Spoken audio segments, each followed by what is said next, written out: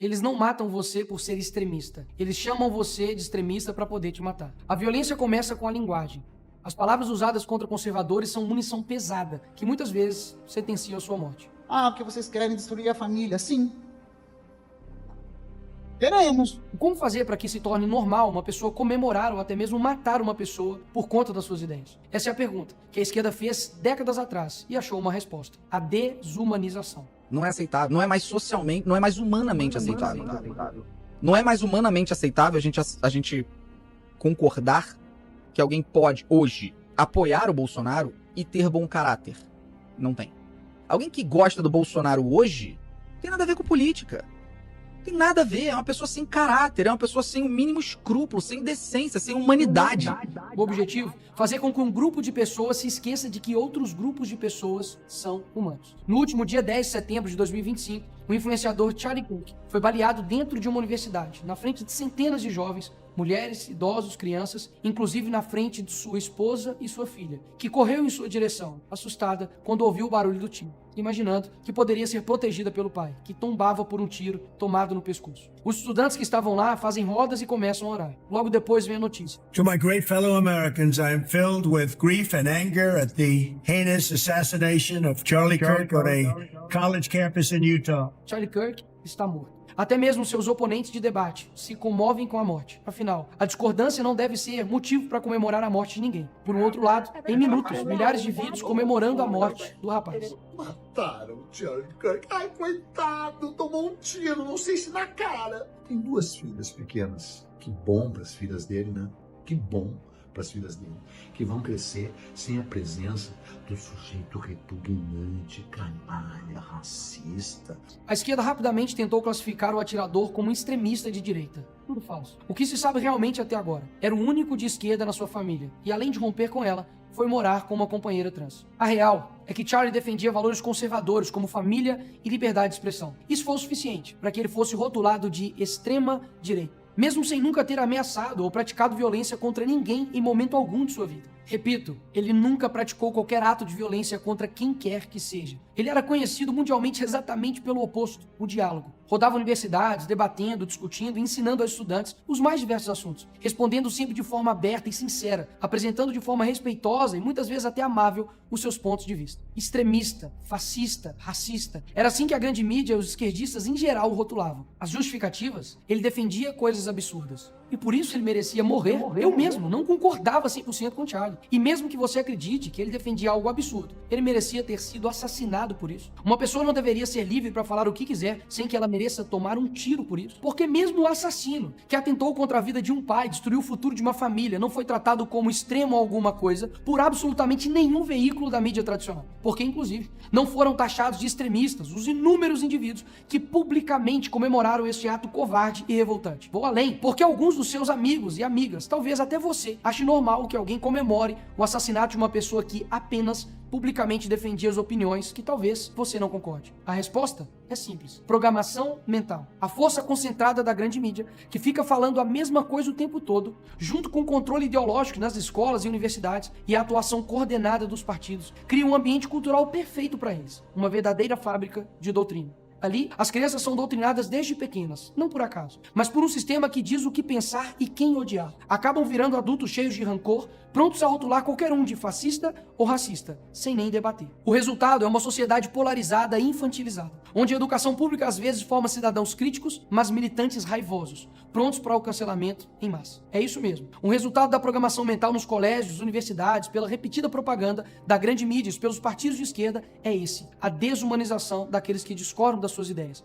que assim passam a ser merecedores de violência e até morte, como nos atos terroristas da facada do Bolsonaro, do tiro do Trump ou no assassinato do Charlie Kirk. Ora, se alguém é fascista ou nazista, merece o quê? Mas e você, que não concorda com o assassinato de indivíduos que pensam diferente? Será que está livre dessa programação? Reflita. Será que você realmente repudia com a força necessária esses atos? Será que você se posiciona publicamente contra eles? Será que você tem a coragem de confrontar no debate quem os defende? Se a resposta foi não, você também foi programado. Programado para ser um covarde, para aceitar com normalidade atos abjetos. A esquerda não se limita a discordar do adversário. ela precisa negá-lo enquanto ser humano. E isso não vem de agora. Em 1942, os nazistas desumanizaram os judeus. Transformaram um grupo inteiro em ameaça ou verme. E aí, medidas extremas passam a parecer necessárias e até desejáveis para salvar o país ou a democracia desses monstros. Essa mensagem, repetidas vezes, com imagens, tendo o monopólio dos meios de comunicação, aumentou. E muito a eficácia dessa estratégia. Jornais publicavam capas com caricaturas e manchetes, normalizando o ódio e reduzindo os judeus a estereótipos. Usaram filmes e cartazes, os mostrando como ladrões, animais e os culpando por todos os problemas existentes. Mas essa ideia não veio dos nazistas. Em 1917, os comunistas, na Revolução Russa, idealizaram a propaganda em massa para consolidar o apoio e identificar os inimigos de classe. Ao longo dos anos, campanhas intensas que representavam os brancos, proprietários e inimigos da Revolução,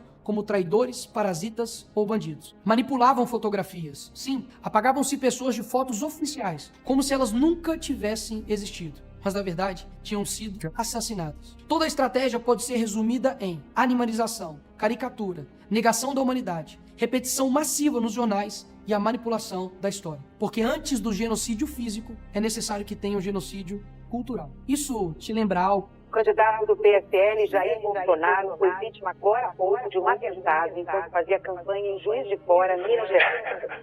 Aquela facada para mim tem uma coisa muito estranha. É uma coisa muito estranha. Uma facada que não aparece sangue em nenhum momento. O ex-presidente dos Estados Unidos, Donald Trump, escapa por pouco de um atentado a tiros.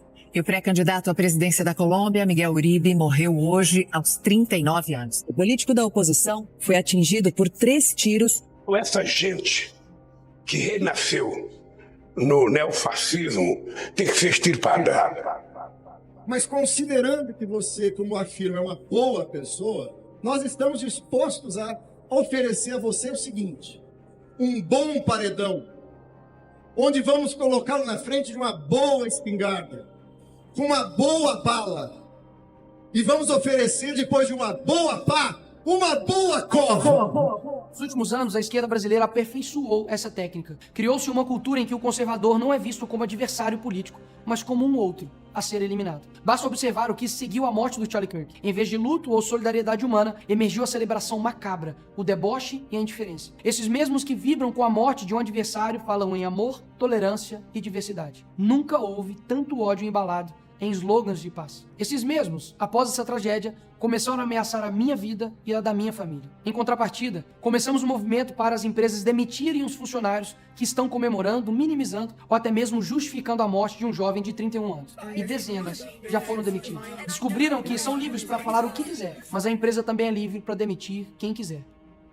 Mas além disso, fiz um convite forte para todos que estavam comovidos e indignados. Seja a extrema-direita que eles tanto têm medo. Em outras palavras, ame e defenda a sua família de forma extrema. Pratique a sua fé de forma extrema. Defenda a sua liberdade de forma extrema. Ou seja, siga fielmente e viva de forma coerente com seus valores de forma extrema. E não aceite mais ameaças ou rótulos criminosos que sejam usados contra você por causa disso. Não aceite mais que ninguém, absolutamente ninguém, seja desumanizado, rotulado de fascista, nazista, racista ou o que quer que seja, apenas por discordar das ideias de esquerda. Era isso que o extremista da direita defendia. Case, tenha filhos, construa um legado, passe seus valores, persiga o eterno, procure a verdadeira alegria. E não espere que a situação mude. Para um cristão, essa terra nunca será o nosso paraíso. Ao contrário, ela jaz no maligno. Afinal, Jesus foi um homem perfeito, solidário, humilde de coração, amoroso e bondoso. E ainda assim, foi crucificado, humilhado e menosprezado. E continua sendo por muitos até hoje. E por isso, ele é a resposta contra tudo. Afinal, ninguém humanizou mais o outro do que ele. E segui-lo implica entrar numa dinâmica de sacrifício que não é abstrata nem teatral. É concreta e diária. Se alguém quer vir após mim, negue-se a si mesmo, tome a sua cruz e siga-me. Ele não propôs um ideal romântico de sofrimento, mas um chamado real a assumir por amor e por obediência aquilo que o discipulado exige, até a disposição de dar a própria vida, como Cristo fez. O mundo é mau, mas o nosso Salvador, nosso Senhor, nosso Deus, Ele é bom. Essa foi a mensagem da esposa do Charlie no dia de sua morte. E o que isso quer dizer? Há uma confusão moral e retórica que precisa ser desfeita. Misericórdia não é covardia. Mansidão não equivale a passividade. O Evangelho não nos chama a sermos cordeiros insensíveis diante do que destrói pessoas e civilizações. Ele nos chama a ser cordeiros com dentes. A conduta de quem domina a própria ira e a sua força da verdade para defender o frágil. Jesus foi manso e humilde de coração. perseguição, mas jamais omitiu a denúncia da mentira e o poder do tirano. Expulsou comerciantes do templo, chamou a hipocrisia pelo nome, sofreu por amor e não por aceitação passiva. Ser manso não é ser fraco, é ser forte o suficiente para enfrentar o mal sem ser dominado por ele, e sábio o suficiente para usar a força pela verdade e pelo amor. O cristão genuíno reconhece duas verdades ao mesmo tempo. Primeira, a violência gratuita e o ódio não se justificam. Segunda, a omissão perante a injustiça é cúmplice do crime. Assim, combater o mal é um dever que se realiza por meios morais,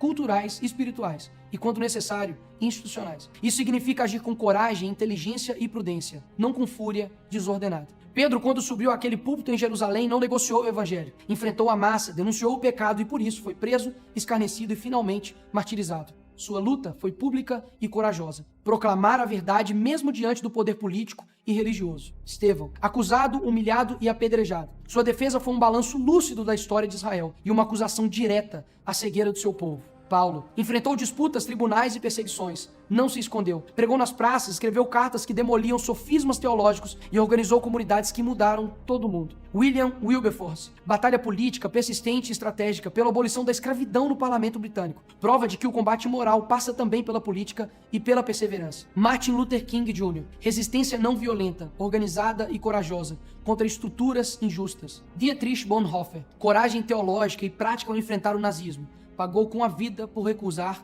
a normalização do mal.